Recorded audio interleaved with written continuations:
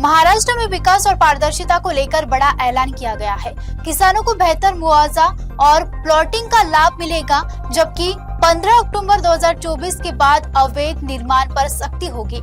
शुद्ध मतदाता सूची और निष्पक्ष चुनाव के लिए सरकार पूरा सहयोग देगी, ऐसा चंद्रशेखर बावनकुळे ने कहा है। और आगे उन्होंने क्या कहा, ये देखते हैं। जे काही पॅकेज आम्ही नवीन नागपूरला तयार केलं आहे ते उत्कृष्ट पॅकेज आहे। आतापर्यंत कधी भूसंपादनानंतर त्यांना प्लॉट मिळायचे नाही, पण त्या नवीन नागपूरच्या कमर्शियल एरियामध्ये त्यांना प्लॉटिंग आम्ही देतो आहे, प्लॉट देतो आहे, दरही आम्ही देतो आहे। आणि त्यांनी सर्वांनी जी काही माझ्यासोबत चर्चा झाली, माननीय मुख्यमंत्री मोदी अशी चर्चा झाली, जे आम्ही त्यांच्यासमोर मांडलं त्या आधारावर त्यांनी आता सर्वांनी कन्सेंट दिलेला आहे। आता आम्ही लवकरच लँड ॲक्विजिशन करू आणि या सर्वांना योग्य मोबदला, त्यांना दिलेला प्लॉट हे सर्व देऊ आणि नव्या नागपूरचा संकल्प आम्ही पूर्ण करू। अवॉर्ड केव्हा लवकर होईल। तर मी भूसंपादन मंत्री मीच असल्यामुळं आम्ही लवकर करणार आहे। विकसित नागपूर, विकसित महाराष्ट्र, विकसित देश असा जो संकल्प आम्ही तयार केला आहे।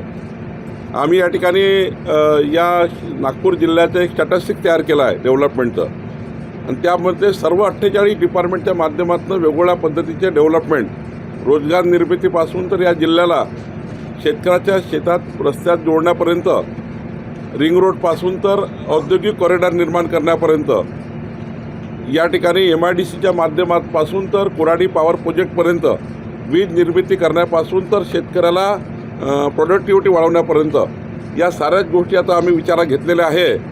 मी हे समजू शकतो की नागपूर हे सर्व क्षेत्रामध्ये अग्रगण्य शहर राहणार आहे। त्याकरता आमच्या प्रशासनाने आणि सरकारने काम चालू केलेलं आहे। 15/10/2024च्या आधी 15/10/2024च्या आधी ज्या ज्या लोकांनी जिथे जिथे भूखंड घेतले असतील, जर एखादा लेआउट अनधिकृत असतील, त्यांना अधिकृत करून त्यांच्या खरेदी विक्री करण्याची योजना आम्ही तयार केली। तुकडेबंदी कायदा रद्द केला आहे, त्यातच आम्ही सर्व समाविष्ट केला आहे। पण यानंतर मात्र 15/10/2024 नंतर मात्र कुठले अनधिकृत अभिन्यास चालणार नाही। 15/10/2024 नंतर जो नियमाचं त्या ठिकाणी पालन करणार आहे त्यावर कडक कारवाई, फौजदारी गुन्हे आम्ही दाखल करणार आहे।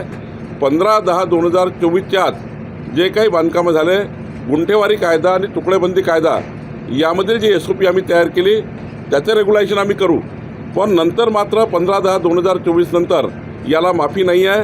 हे असं त्या ठिकाणी अवाढव्य पद्धतीने चाललेलं बांधकाम हे चालणार नाही। रिजनल प्लॅनमधलं तरतुदी आम्ही पालन करू, UDCPR आणि DP प्लॅनमधलं तरतुदी आम्ही पालन करू। यानंतर मात्र चुकीच्या पद्धतीने केलं तर त्यांना काही आम्ही सोडणार नाही। अत्यंत चांगलं आहे की SIR झाला पाहिजे। आपली नेहमीची ओरड संपून जाईल। मागच्या 20 वर्षापासून आपण कितीदा कोर्टात जावं लागलं, कुठं जावं लागलं, डबल नाव, तिबार नाव, चौबार नाव, आणि त्यामुळे याचा SIR झाला पाहिजे। आणि SIR झाल्यानंतर मात्र शुद्ध मतदार यादी लोकांना मिळेल आणि त्यातनं मग डुप्लिकेशन थांबेल। एखाद्या वेळी आपण जे डुप्लिकेट वोट टाकलं ते थांबेल आणि शुद्ध यादी लोकांना मिळेल। आदर्श लोकशाहीकरता, आदर्श निवडणुकाकरता किती तरतूद केली तर सरकार करेल, किती पैसा लागला तर सरकार त्या ठिकाणी टाकेल, पण आदर्श मतदार यादी, आदर्श निवडणुका झाल्या पाहिजे, निवडणुका पारदर्शी झाल्या पाहिजे, भूमिका आमची आहे। म्हणून या ठिकाणी जो SIR निवडणूक आयोगाने लावलेला आहे त्या SIRला लागणारा पैसा सरकार उपलब्ध करणार आहे। नाही, सहकार कायद्याअंतर्गत जे लोकांची पिळवणूक झाली आहे, शेतकऱ्यांची ती पिळवणूक झाली आहे, त्या शेतकऱ्यांना रिलीफ देणे आणि पुढच्या काळामध्ये आपल्या गरीब शेतकऱ्याची फसवणूक होणार नाही याची काळजी घेणे, आणि जे गरीब शेतकरी ज्यांना कर्ज आहे त्यांच्यावर ते कर्ज एकतर ज्यांची गरज आहे कर्जमाफीची, जो शेतकरी आत्महत्येकडे जातो आहे, ज्या शेतकऱ्यांची आत्महत्या होऊ दे असं सरकारला वाटतं आहे, होऊ देऊ नये, त्या सर्व शेतकऱ्यांची यादी आम्ही बोलवतो आहे। सोबतच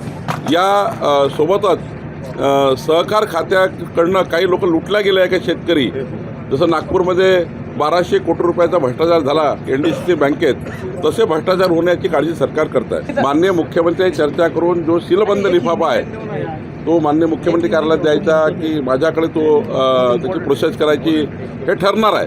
ते ठरल्यानंतर तो सीलबंद लिफाफा मी उघडणार आहे।